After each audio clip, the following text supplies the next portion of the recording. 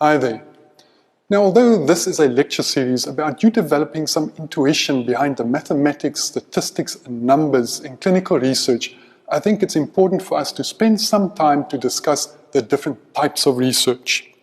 Now, there are many classification systems, and here I'm going to present you with one. There are really two main types of research. First of all, observational studies, and then experimental studies or trials. Now, in observational studies, we're really just maintaining the status quo. We all see patients in the clinic, we see patients in the ward, we go out to schools, the community, provide support, we work in a lab, we see the results.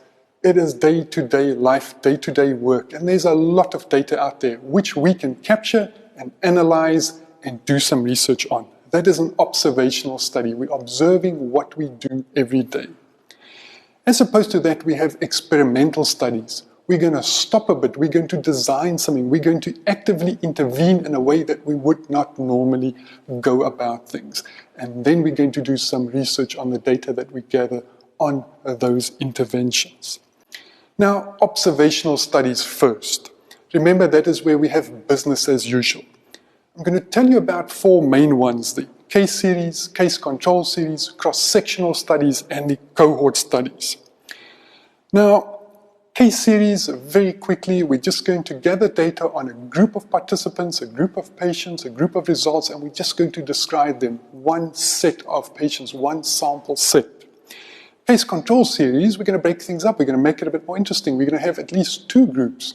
One would be our control group, and one would be the one that we're more interested in gathering the data about. Cross-sectional studies, they're actually quite fascinating, and one of the main forms of cross-sectional studies is definitely the survey. We've all been part of surveys.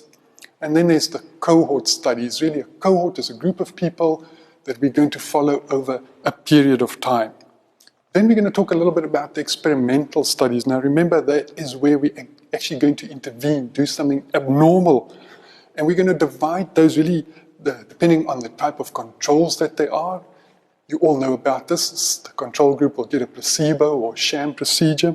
We're going to discuss just dividing them by the way that we blind the patient and blind the observer so that no one knows which treatment they're getting until the results come out. And then very importantly, we can talk about the randomization process in itself.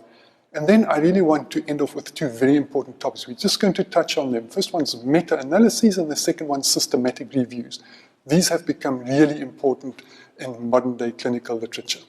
Let's get going.